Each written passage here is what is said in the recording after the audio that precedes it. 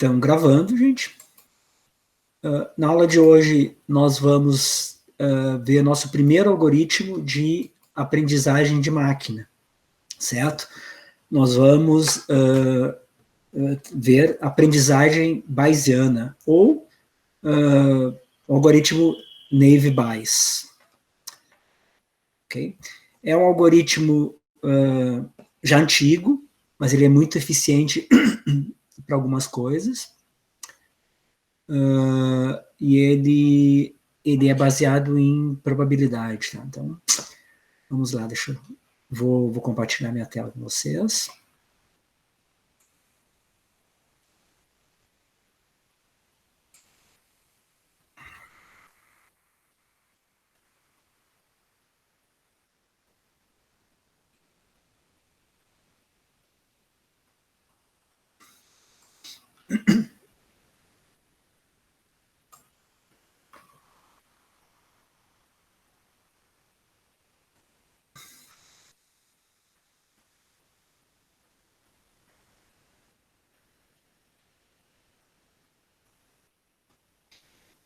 Não foi, né? Às vezes acontece esse lixo. Sei lá.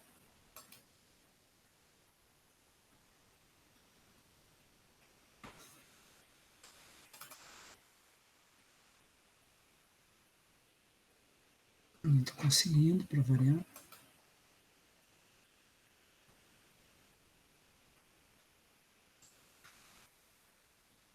Mas só...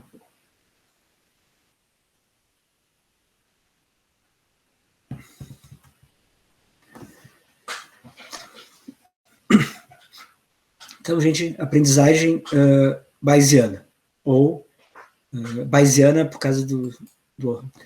Então, na realidade, a gente vai ver hoje o algoritmo Naive-Bayes, que é uma abordagem probabilística, ou seja, ele é baseado no teorema de Bayes. Então, é um algoritmo de classificação e aprendizagem supervisionada, certo? Então, é uma técnica de classificação baseada no teorema de Bayes, com uma suposição de independência entre os preditores, ou seja, ele parte do princípio que as variáveis de entrada, ou seja, que os meus parâmetros de entradas, eles não têm correlação um com o outro. A gente sabe que isso não é verdade, mas ele parte desse pressuposto, certo? Porque é muito difícil eu ter uma série de parâmetros de entrada e não ter correlação nenhuma entre um parâmetro e outro, certo? Mas o teorema parte que os parâmetros de entrada, os preditores, eles não tem uma interrelação, não tem correlação entre eles. Então, em termos simples, o classificador Naive-Bayes, então, um algoritmo é um algoritmo de classificação, ou seja, ele acha, dado uma série de parâmetros de entrada, ele vai ver se com aqueles parâmetros eu pertenço a uma classe ou outra classe, que é o meu Y, né, a minha saída do algoritmo. Opa, desculpa. Passei sem querer. Certo. Então, em termos simples, um classificador Naive-Bayes assume que a presença de um recurso específico em uma classe não está relacionada com a presença de outro recurso. Certo? Então, é baseado no teorema de Thomas Bayes. O cara nasceu lá em 1702, em Londres, e morreu em 1761. 59 anos, para a época, viveu bastante. Então, isso aí é o Thomas Bayes. Opa, é para frente, não para trás. Tem alguém querendo entrar? Não, né? Então, por exemplo, uma fruta pode ser... Como é que funciona o algoritmo de Naive-Bayes? Então, uma fruta pode ser considerada maçã se for vermelha, redonda e tiver cerca de 7 centímetros. Então, aqui são os parâmetros preditores, né? Vermelha, redonda e cerca de 7 centímetros. E a classe é maçã, correto? Então, uma fruta pode ser considerada maçã se for vermelha, redonda e tiver cerca de 7 centímetros de diâmetro. mesmo que essas características dependam uma das outras, ou seja, é vermelha porque é redonda, 7 centímetros tem a ver que é uma maçã, ou da existência de uma ou outra das existências de umas características, todas as propriedades contribuem de forma independente para a probabilidade que essa fruta seja uma maçã. E por isso é conhecido como ingênua, né? A tradução de Neve, então a gente pode traduzir Neve como ingênua. Então, essa que é a ideia do Navy Bayes. Certo? Então, o modelo Navy Bayes é fácil de construir e praticamente útil para conjuntos de dados muito grandes. Vocês vão ver, eu vou explicar o algoritmo com um conjunto de dados pequeno, mas depois a gente vai rodar um conjunto de dados relativamente grande e praticamente instantâneo. Então, ele é um algoritmo muito eficaz, assim. Então, ele tem algumas características que são muito exploradas para aprendizagem real-time, né? Tem que aprender na hora e já mostrar resultados, diferente de uma rede neural, que o treinamento é lento, ou outros métodos de aprendizagem, outros algoritmos de aprendizagem. Navy Bayes é muito rápido. Então, junto com a simplicidade de Navy Bayes, é conhecido por superar até métodos de classificação altamente sofisticados. Muitas vezes, para classificações, principalmente com multiclasses, ou seja, fruta maçã, fruta pera, vegetal alface, várias classes de saída, várias classes, né? Uma classificação multiclasse, ele é muito rápido. Então, o teorema de Bayes fornece a maneira de calcular a probabilidade posterior. Então, é um termo que quando a gente estuda Navy Bayes, a gente fala muito de a priori e a posteriori. A priori é a probabilidade antes, ou seja, a probabilidade de um fato acontecer, e a posteriori é a possibilidade daquela entrada, daquele exemplo acontecer.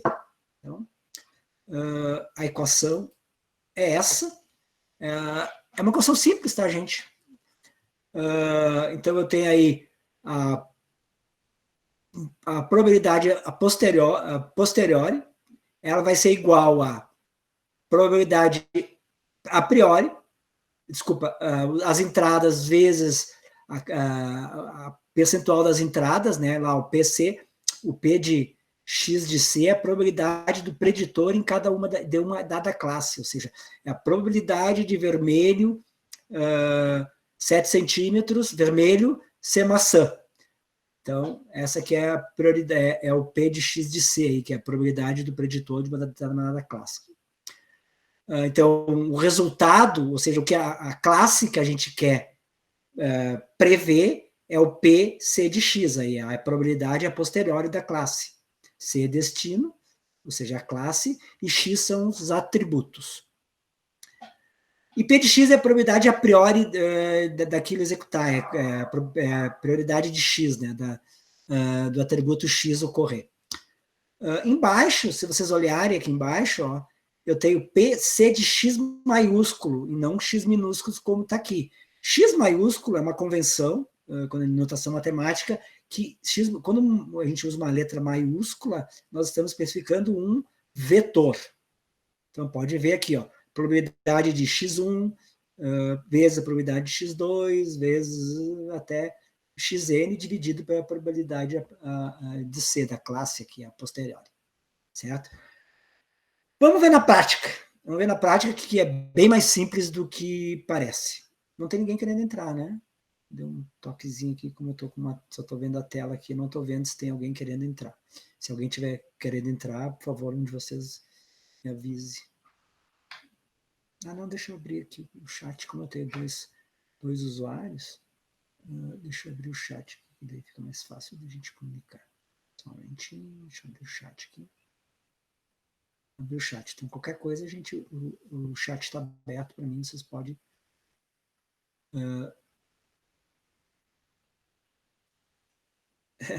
É isso aí, Juliana, só 7 horas. Bom, então vamos lá, vamos na prática entender como é que funciona esse a posteriori aqui com os priores aqui. Bom, nós vamos usar esse dataset, essa base de dados extremamente simples de risco de crédito. Eu tenho um histórico de crédito, eu tenho aqui, então aqui são as minhas entradas, são os meus X, e aqui são as minhas classes. Se eu tenho histórico de crédito ruim, eu tenho dívida alta, eu não tenho garantia nenhuma, e a minha renda é menor que 15 mil, portanto, eu tenho alto risco, se alguém me prestar dinheiro, de eu não pagar. Certo? Se eu tenho um histórico de crédito desconhecido, aceito o pedido. Não estou. Ué, como é que para mim não aparecem os pedidos aqui? Deixa eu. Ah, claro. Desculpa, gente. Vamos lá. Vamos aqui. Tem um monte de pedido aqui pendente. Permitir. Tá, desculpa. Permitir. Permitir. Ok, não tem mais ninguém. Deixa eu voltar para minha apresentação aqui. Bom, opa. Vamos voltar aqui. Então, eu tenho aqui, esses aqui seriam as minhas entradas, né? As minhas entradas são histórico de crédito, dívida, garantia e renda anual. Com esses parâmetros de entrada aqui, com esses meus preditores, eu vou prever a minha classe do risco de crédito. Se é um risco de crédito alto, moderado ou baixo, eu tenho uma história de crédito ruim, desconhecida ou boa, eu tenho uma dívida alta, baixa ou alta ou baixa, desculpa. Eu tenho nenhuma garantia ou tenho garantias necessárias e tenho três faixas de renda aqui, menor de 15 mil, maior ou igual a 15 mil e menor ou igual a 35 mil ou maior que 35 mil. Então, esses são os meus preditores, ou seja, são os meus parâmetros de entrada do algoritmo, e aqui é a classe, ou seja, é a saída do meu algoritmo, certo?